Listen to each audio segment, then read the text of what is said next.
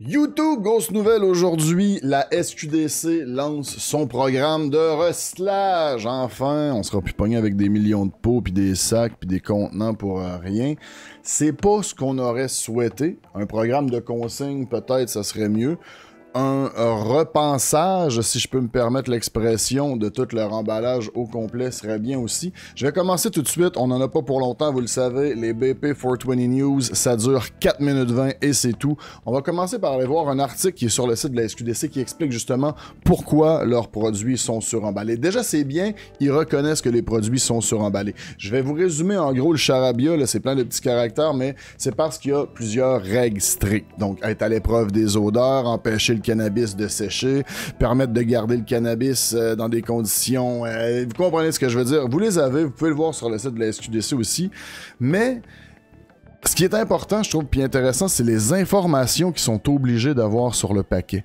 Les conditions d'entreposage, la date d'emballage, la date de limite d'utilisation, les avertissements de tenir hors de la portée des enfants, le poids net en grammes du cannabis séché ou du cannabis frais, le nombre d'unités, le poids net en grammes du cannabis séché ou du cannabis frais dans chaque unité, la quantité de THC dans chaque unité en milligrammes précédée de la mention THC par unité, la quantité de THC que pourrait produire chaque unité en milligrammes compte tenu du potentiel de transformation de l'ATH en THC précédé de la mention THC total par unité. Jesus fucking Christ. Même chose pour le CBD.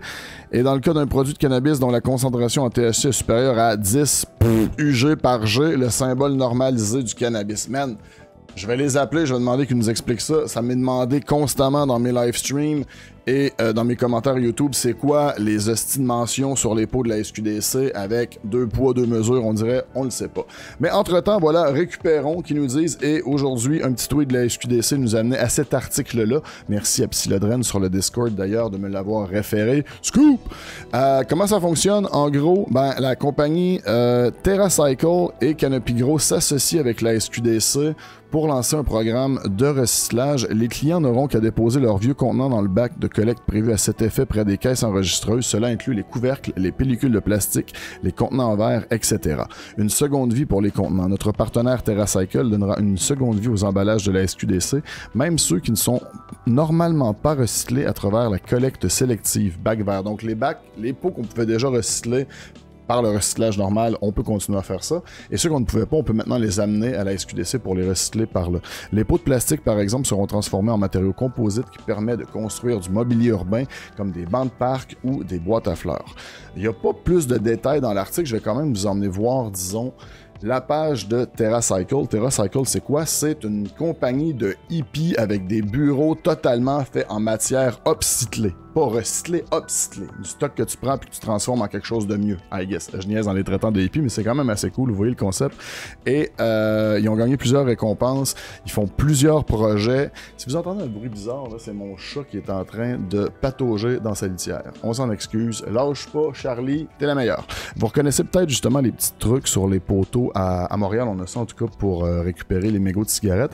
C'est peut-être eux, de ce que je devine, qui vont fournir des espèces de boîtes dans le fond pour chaque succursale de la SQDC et probablement aussi l'espèce de système de récupération, vidage, changeage de boîte, etc. Vous pouvez aller voir leur site si vous voulez, terracycle.com. Et bien sûr, Canopy Growth, l'autre compagnie qui est associée dans ce projet-là, c'est une compagnie qu'on connaît quand même assez bien, qui a plusieurs marques comme Tweed, DNA, qu'on connaît ici, Tokyo Smoke, Vanderpop.